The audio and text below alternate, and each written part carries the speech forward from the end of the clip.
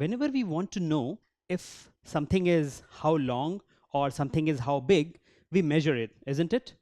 How do we measure something? We use a scale or a measuring tape, right? For example, if you want to measure the length of this rope or maybe the width of this bus, you will use a scale, a bigger scale, or maybe a measuring tape.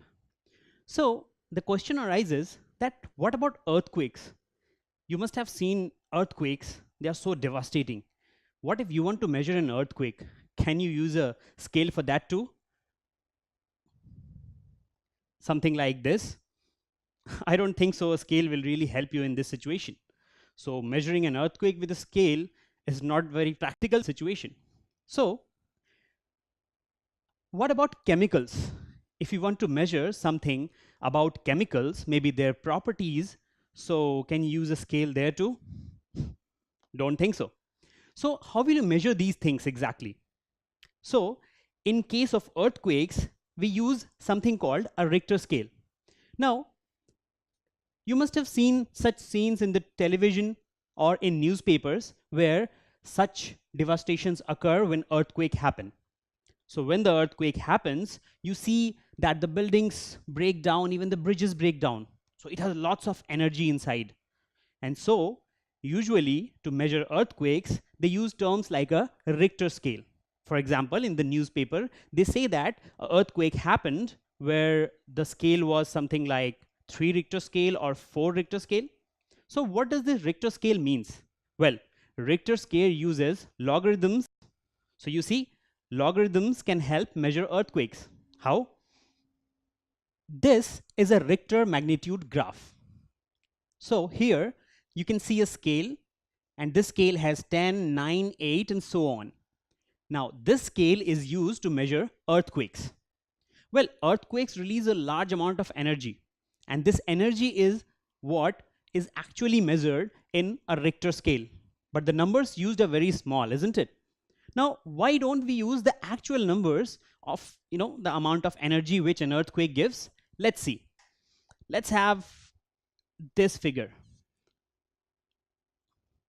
Now, can you see how many zeros this particular figure has?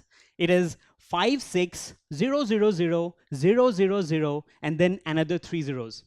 Now, if we want to put this on a scale, well, let me give you an example.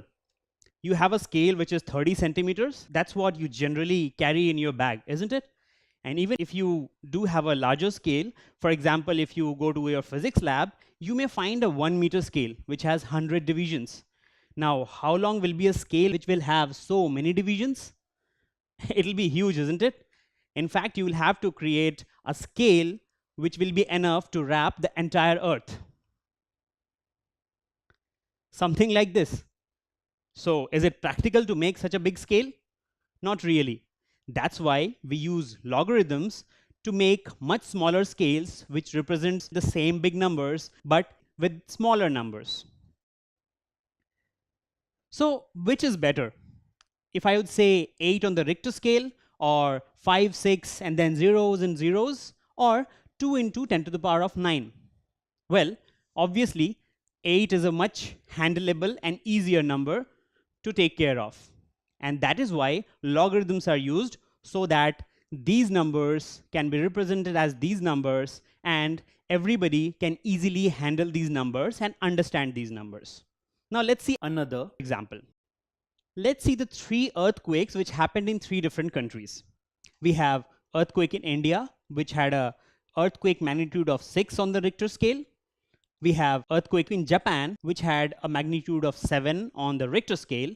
And we have Chile, which had an earthquake with a magnitude of 9 on the Richter scale. Now let's see what the energy values were there when these earthquakes happened. So when the earthquake in India happened, the energy level was 0, 0, 0, 0, and another 0. This was the amount of energy released when earthquake happened in India. Now, let's see what happened in Japan. When it happened in Japan, it was 0, 0, 0, 0, and another 0. So this was the energy level which was released when earthquake happened in Japan. Now, what happened in Chile? Well, in Chile, the earthquake was even bigger. So we had 9 zeros here. So you can see that 3 different levels of earthquakes happened in all the 3 countries. Now, if we were to represent these numbers exactly on the scale, it would be impossible. But with the help of logarithms, we were able to represent these numbers as 6, 7, and 9, which were much easier to handle. But at the same time, they showed the same thing. For example, here, the difference between India's and Japan's earthquake was 10 times. That is, Japan's earthquake was 10 times that of India's. So, the difference on the Richter scale between 6 and 7 is the same. When we say that 6 Richter scale and 7 Richter scale magnitudes, it means that 6 Richter scale is 10 times lower, or 7 Richter scale is 10 times higher than 6 Richter scale's value. Similarly, in Chile, there was a 9 Richter scale magnitude earthquake. So, you see here, it has 2 zeros more than this and 3 zeros more than this. That means this was 100 times bigger compared to Japan, and it was 1,000 times bigger than compared to India's earthquake. So that is the difference between these Richter values 6, 7, and 9. So while they are very small numbers, they are representing 100 times and 1,000 times bigger numbers. So that is how logarithms can help measure earthquakes in very smaller numbers. Another example. What if you wanted to measure the acidity of chemicals? Now, some chemicals can be very acidic and can burn your skin, while some are very gentle liquids, for example, distilled water, which won't harm at all, but they definitely have some acidity. So, what is the acidity of distilled water? Well, acidity of anything is number of hydrogen atoms in per unit of that particular liquid.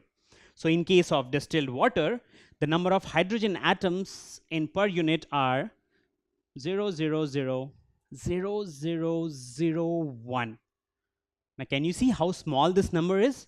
There are very small number of hydrogen atoms in this. So, if we want to measure this number as it is, it will be very, very small. And as a result, the scale will be very, very small for us to see. So, for that, we use a logarithmic scale again. So, in logarithmic scale, this small number is represented as this beta number 7, more handleable number than this big number, which is actually very small, but written with lots of zeros. So we see that logarithm can help even in these conditions. So while logarithms is so better, where it can help both in tiny numbers and large numbers, we should definitely know what exactly it is about.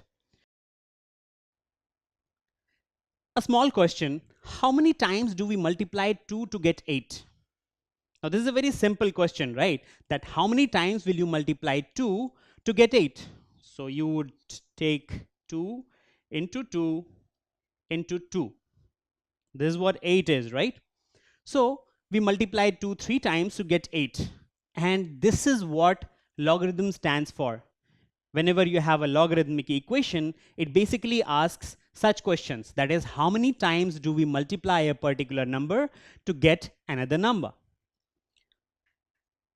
So we have 2 into 2 into 2 is equal to 8. That means we have 3 2's and we get 8. So the log equation for this, we can write this in logarithmic form as log of 8 to the base 2 is equal to 3. It means that 8 will be obtained when 2 will be multiplied 3 times, that is this. So now you know what log equation looks like, right? So let's see what are the components of a log equation. Okay, so we have 3 main components: base, exponent, and argument. So let's see one by one what these are. So let's talk about base. So base is the number that is multiplied.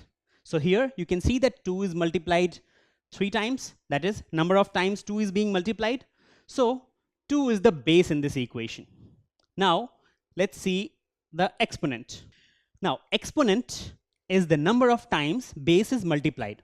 Now here 2, the base, has been multiplied 3 times, isn't it? So that's why the exponent here is 3. Okay, now let's see argument. Argument is the number that is to be obtained. Now here, when you multiplied 2 3 times, what you got is 8. This is the number that is to be obtained. And here, this is what is called an argument in a logarithmic equation. Let's see some more important conditions in which a logarithmic equation will really help you. Base is the number that is multiplied. The condition is that the value should be greater than 0 and not equal to 1. Now, why is it that? Let's see. Here we have the base as 2, and 2 is multiplied a certain number of times to get 8. But what if in place of 2 we have a 1?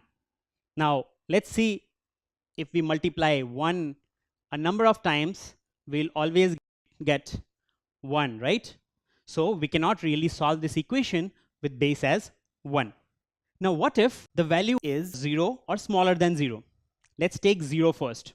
So in case of 0, if you have base as 0, then you will have, say, 0 into 0 into 0. Now, every time you have 0 into 0, you will always get 0, right? Similarly to 1, even 0 cannot be used as a base because we wouldn't have a solution. What if a negative number is there? Well, a problem with negative numbers is that if you multiply a negative number with a negative number again, you would get a positive number. But if you multiply the negative number to a negative number and again a negative number, you may get again a negative number. So you're not very sure when you will get a positive or when you will get a negative number. This is the reason we cannot have negative numbers in logarithmic base. So once you have that cleared, let's see about exponent. What can exponent be? Well, an exponent can have a value which is positive, negative, or 0. So you can have anything in exponent of a logarithm. Now let's see argument. Now argument is the number that is to be obtained, right? So this value should always be greater than 0. That is, it cannot be a negative number. Reason the same, that if you have anything which is a positive, that is, you know that the base will always be positive, and a positive number whenever multiplied any number of times will always give you a positive number. That is the reason why argument will always be a positive number. So now let's identify another equation which has the same components, and we'll identify the right components in that equation. So here you have 5 cube is equal to 125. Now, you know from exponents that 5 cube is equal to 125 is nothing but 5 into 5 into 5 is equal to 125. Now, what if we had to write it in a logarithmic equation? Then base has been multiplied, 5 has been multiplied number of times, so 5 becomes the base, and the answer you get is 125, and 5 is multiplied 3 times. So we have log 125 to the base 5 is equal to 3. Now, once you have that, let's identify its components. So what will be the base? The base will be 5 here. It has been multiplied number of times. So the base is 5. The exponent is the number of times 5 has been multiplied. That is 3 times. So we have 3 as the exponent. And then there is 125, which is the argument. So you see, in a logarithmic equation, you have a base, you have an argument, and the answer is what is called the exponent. So logarithms help us represent very big numbers and very small numbers into manageable numbers so that we can really measure them in proper quantities. For example, here you have 125, which has been represented with the help of log as 3. Don't forget to subscribe to our channel. You can also register for free at deltastep.com to get all learning resources as per ICSE, CBSE, IB, Cambridge, or any other curriculum. over 5,000 amazing lectures across maths, science, English, and social science. Our unique interactive video technology keeps you engaged, and our iDictionary feature allows you to quickly revise any concept. Master each topic at your own pace with our adaptive practice technology and 1 million plus questions. Get instant answers and detailed solutions. Be exam ready by taking unlimited mock tests, performance analysis along with actionable feedback, personal tutors to resolve your slightest of doubts. That's not all. You also get amazing prizes like PlayStations, iPads, watches, and many more, along with certificates through our Earn As You Learn program. So at deltastep.com, learning is not just fun and easy, it's rewarding too. So register for free now.